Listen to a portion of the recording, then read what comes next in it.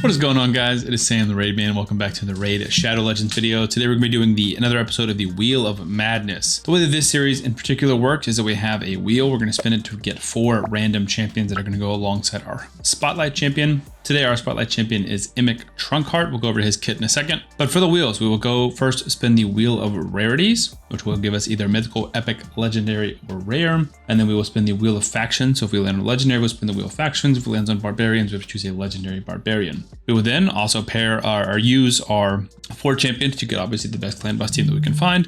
And then we'll compare them to all of our different episodes. So this will be episode 11 of this, and our Spotlight champion today is emic.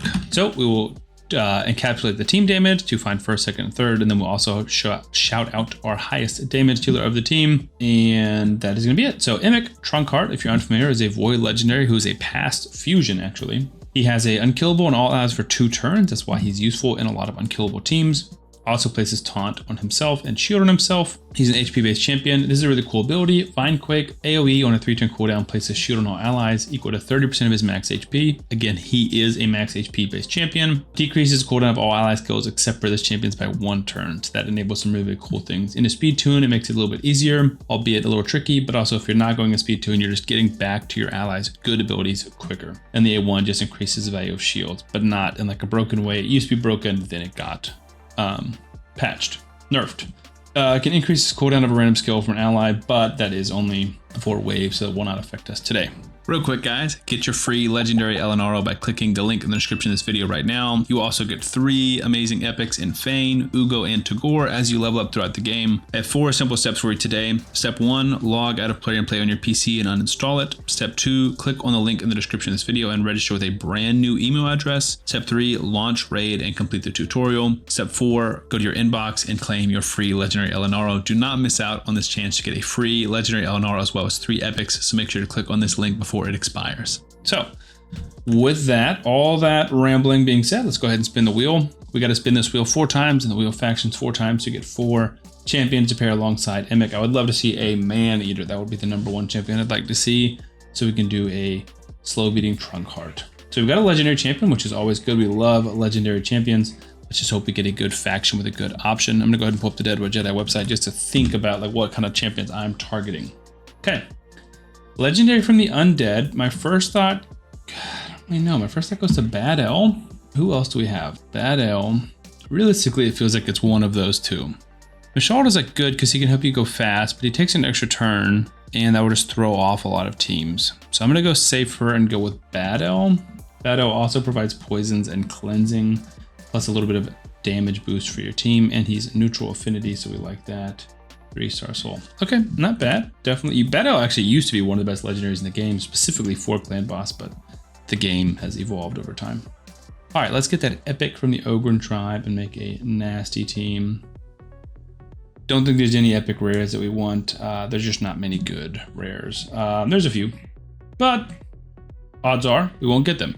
I will say if we get skinwalkers, I'm going to lose my mind. Okay, good. Did not get skinwalkers, we got barbarians. Marked is an option, but I don't think we need block debuff since we already have a cleanser. So I'm probably thinking warmaiden. Warmaiden, soulbond bowyer, berserker are marked. So it's gonna be warmaiden. Warmaiden has a small poison and she's got decreased defense. Not the worst, definitely nowhere near the best, obviously, but I can expect if the team goes long, 20 million out of her maybe. All the way down here to the rares. She's got a 5-star Phantom Touch, which is pretty solid. 2 spots down, 2 to go. Let's go ahead and spin the wheel. Really looking for epic today. Come on, come on. All right, we got our epic. 1 in 15 chance of maneater, basically. We're looking for Ogren tribes. Come on, Ogren tribes. Be good to me. Be good to me. Come on, come on. Let's go.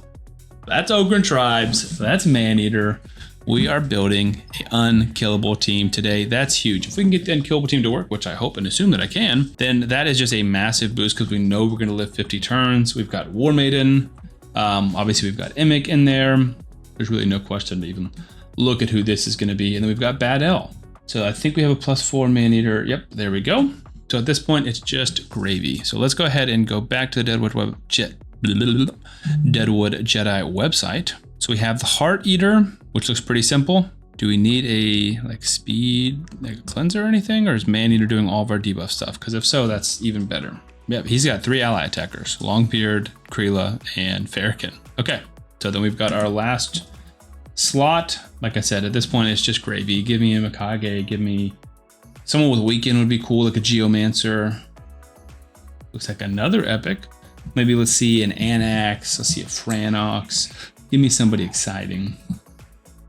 Give me a Fenax. We always love to see our boy Fenax. Ooh, we could see Fenax. Keep spinning. Oh my Lanta. I guarantee you we're breaking a record today. This is gonna be not episode 1. This is gonna be result number 1. Fenax is unbelievable. Gotta be the best epic damage dealer in the game, at least for clan boss, and I would argue for everywhere. So we got Fenax, bad-el, warmaiden, weird, maneater, and emic. This is going to be insane. So let me go figure out the details of the team and build all the champions. We will be right back. We are back and we've got our team built. We are using the Heart Eater team on Deadwood Jedi's website. Basically, it's just emic and maneater and then 3 DPS. So emic, we switched him to a 6-star cruelty. We can throw a relic on him that just gives him some kind of HP, basically, because that's really all we care about. It's just HP on the flat stat. So that'll just be a little bit extra HP for emic. We can also roll this up, not to 16 because we don't want to get more speed, but we can roll up to 15. Didn't do like a lot of optimization with like glyphs and things like that, so we can maybe tweak some of that here and there. Squeak out a little bit extra damage, you never know. Okay, let's see if there's anything else for emic, because he dealt with the 6-star soul, he does hit kind of hard. And anything else? More HP? Nope, that's already glyphed. Okay, I think that one's good. All right, so emic total stats for the Demon Lord. 120,000, 75% crit rate because we have bad-el as a crit rate lead. So we only need 75 crit rate on everyone, 348 on the crit damage. And obviously he is 248 speed. All right, next up is Maneater, who is built kind of random gear. 5,161 attack, 80 crit rate, 311 on the crit damage, 4% ignore. Defense, and then obviously Warmaster. Emic does not have masteries, Maneater does. Then we're on to our first damage dealer, which is bad-el-kazar. Bad-el does have masteries. He is a 9-piece feral, meaning that for every debuff we place, allies will do 5% more damage. I thought about protection, but I think this will be a little bit better. 178 speed, 5,900 attack, 220 crit damage, 391 on the accuracy. Then we have our warmaiden, and she is in toxic and merciless. 5,148, scratch that, 5,174, 281 on the crit damage, high crit rate. I think it's just because crit rate gloves was the best we had, and 270 on the crit damage. We can give her a relic. Let's give her one of those malefic talons that we always kind of just switch back and forth between our damage dealers. So Draco's one. Bad-el, I don't think had a relic, so we can give him a relic. Nope, he's already got one. Cool. Maneater can have a relic. You get a relic. You get a relic. I'm very excited about this team, so I'm hoping that we can just get more and more damage. Equipped. Make sure there's nothing turn meter in here. Perfect. It's a cool one. Ignoring more defense. And then lastly, Fenax. It's already got his. He is in one piece or one set Zeal because that's just one of the best sets in the game.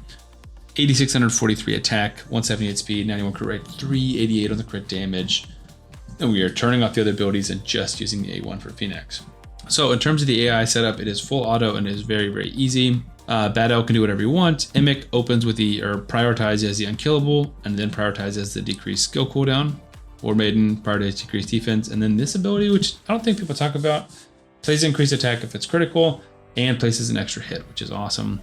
And then places poison, small poison A1. Maneater, this is just on a 1-turn delay. But besides that, it's just A3, A2. Fenax, turn off the A2 and the A3, unless you don't have decreased defense, and maybe you can do this one, but his A1 is where all the damage comes from. I did test this and I believe it should work. So I'm gonna go ahead and pull myself off camera, come back to the end. I'm hoping for a 1 key. I think we'll be close, but I'm not confident that we'll get over 70, but we'll see. I'm optimistic about this team.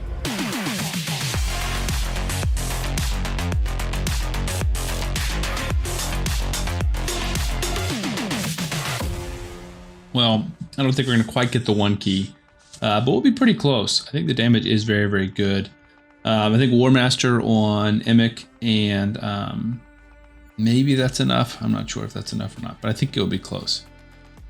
or, you know, glyphing up a little bit more, something like that. We were close. 67.7 million, and our biggest damage dealer, to no surprise, was 28 million. Warmaiden did good. She definitely didn't do as good as I thought she would. Like, she's got poisons, she's got toxic, she's got increased, the only champion with increased attack on the team, and she's got a 5-star phantom touch. And she's still 3 million short of maneater, and maneater has an ability that doesn't hit. Still got Warmaster, and like, that's just weird to me. Emic, again, doesn't do great damage. Like, we could maybe get him to 10 if we did the crushing rend, but the cruelty, I think, have helped everyone else's damage. Bad-el, again, doesn't hit very hard at all, and that's poisons, basically. But he does enable everyone else to hit a little bit harder.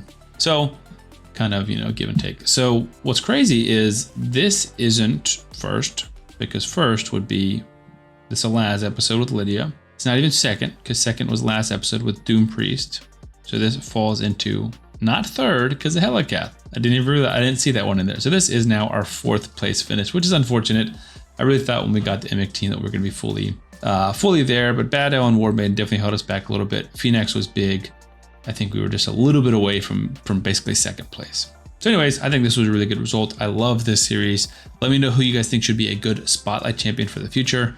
We're running out of unkillable and unique niche clan boss champions. Anyways, subscribe to the channel for more daily raid content, and I will see you on the next one.